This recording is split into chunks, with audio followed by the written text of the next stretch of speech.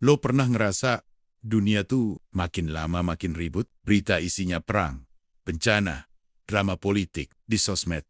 Orang marah-marah tiap hari. Kerjaan numpuk, deadline mepet, hubungan kadang gak jelas arahnya. Dan di tengah semua itu, lo cuma pengen satu hal sederhana.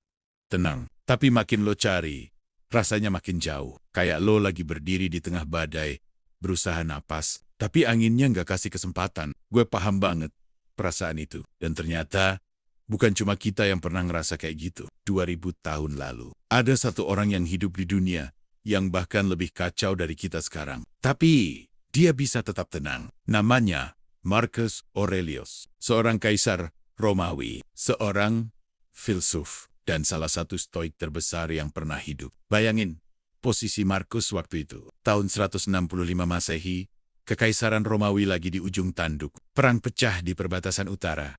Suku-suku barbar nyerbu tanpa henti. Di sisi lain, wabah mematikan yang sekarang kita kenal sebagai Antonin Plague nyebar ke seluruh wilayah Romawi. Tentara, rakyat, bahkan keluarga kerajaan, gak ada yang aman. Jutaan orang meninggal. Ekonomi hancur. Dan di tengah semua itu, Marcus harus tetap berdiri sebagai pemimpin. Bisa lo bayangin stresnya. Semua orang nyalahin dia. Semua keputusan ada di pundaknya. Dunia di sekitarnya benar-benar chaos. Tapi apa yang dia lakuin? Dia nggak kabur dari kekacauan itu. Dia nggak nyalahin nasib, nggak ngeluh ke orang lain. Malam-malam setelah rapat perang, dia malah duduk sendirian dan nulis. Nulis kalimat-kalimat yang tenang, jernih, dan dalam. Catatan itu sekarang dikenal sebagai meditations. Tapi waktu dia nulis, itu bukan buku. Itu kayak jurnal pribadi.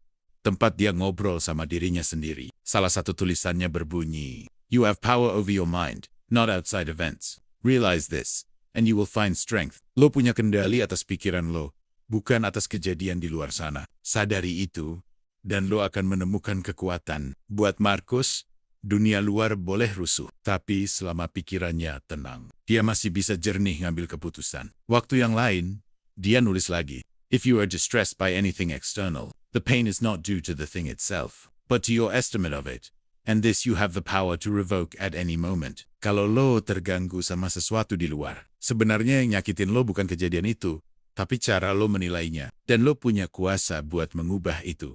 Kapanpun lo mau. Itu luar biasa. Bayangin, seorang kaisar yang tiap hari ngadepin krisis, tapi masih bisa ngomong dengan ketenangan kayak gitu. Mungkin itu sebabnya, sampai sekarang, meditations masih dibaca orang di seluruh dunia. Karena Marcus ngajarin sesuatu yang abadi. Lo nggak bisa ngontrol dunia, tapi lo bisa ngontrol pikiran lo sendiri. Nah, yang Marcus lakukan itu bukan hal baru waktu itu. Dia belajar dari guru-guru stoik sebelum dia, kayak Epictetus dan Seneca. Epictetus bukan kaisar. Dia malah dulunya budak. Bayangin, dia nggak punya kebebasan. Bahkan, hidupnya sepenuhnya ditentukan orang lain. Tapi dari situ, dia nemuin salah satu kebijaksanaan paling penting dalam hidup manusia. Diable, it's not what happens to you, but how you react to it that matters. Bukan apa yang terjadi padamu yang penting, tapi gimana cara lo menanggapinya. Epictetus ngerti satu hal.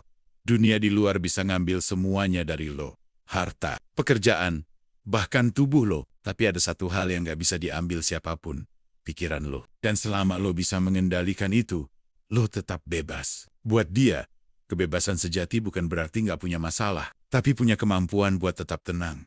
Walaupun lagi di tengah badai. Kalau dipikir, itu relevan banget sama zaman sekarang. Lo mungkin gak dijajah secara fisik, kayak Epictetus, tapi bisa jadi lo diperbudak sama notifikasi, ekspektasi, dan pikiran sendiri. Lo bangun pagi, langsung cek HP, lihat berita, lihat hidup orang lain yang kelihatan lebih keren. Psychotekelos, padahal dunia nggak berubah.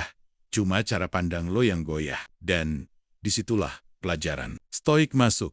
Jangan kasih dunia luar kendali atas kedamaian lo. Lalu ada Seneca, seorang filsuf sekaligus politisi Romawi. Dia hidup di bawah pemerintahan Kaisar Nero, salah satu penguasa paling kejam di sejarah Romawi. Seneca sering dituduh ini itu, difitnah, bahkan akhirnya dipaksa buat bunuh diri. Tapi di tengah semua itu, dia nulis surat-surat yang tenang dan bijak. Kayak orang yang udah benar-benar berdamai dengan hidup. Salah satu kalimatnya yang terkenal, "No man is more unhappy than he who never faces adversity, for he is not permitted to prove himself." Nggak ada orang yang lebih sengsara dari dia yang nggak pernah menghadapi kesulitan. Karena dia nggak pernah punya kesempatan buat membuktikan dirinya. Buat Seneca, tantangan itu bukan musuh, tapi guru. Kekacauan bukan hal yang harus dihindari, tapi kesempatan buat latihan sabar, latihan tenang, latihan jadi manusia yang kuat. Dan kalau kita pakai cara pandang itu, tiba-tiba hidup jadi berubah arah. Lo nggak lagi ngerasa dunia menentang lo, tapi dunia melatih lo. Sekarang,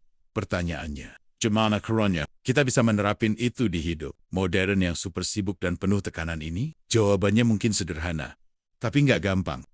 Marcus, Epictetus, Seneca, mereka semua latihan buat tetap tenang. Marcus latihan dengan jurnal setiap malam. Epictetus latihan dengan mengamati pikirannya sendiri setiap kali emosi muncul. Seneca latihan dengan menulis refleksi tentang kematian, biar dia selalu sadar betapa berharganya waktu. Kita juga bisa, misalnya, mulai dari hal kecil. Waktu macet, jangan langsung kesel. Coba lihat itu sebagai latihan sabar. Waktu ada orang ngomong kasar, alih-alih balas, tarik napas, dan pikir, ini ujian buat kendali diri gue. Waktu semua terasa berantakan, tanya diri lo sendiri, apa yang bener-bener bisa gue kendaliin sekarang? Biasanya cuma satu jawabannya. Pikiran lo, lama-lama, lo bakal sadar, ketenangan bukan sesuatu yang datang dari luar. Itu hasil dari kerja keras batin lo sendiri. Kayak laut yang tenang di bawah permukaannya, meskipun di atasnya ombak saling tabrak. Itulah bukan menghindar dari badai, tapi belajar berdiri tegak di tengah badai, tanpa kehilangan arah. Jadi, Sobat Stoik, kalau dunia terasa berantakan, coba ingat kata Marcus Aurelius.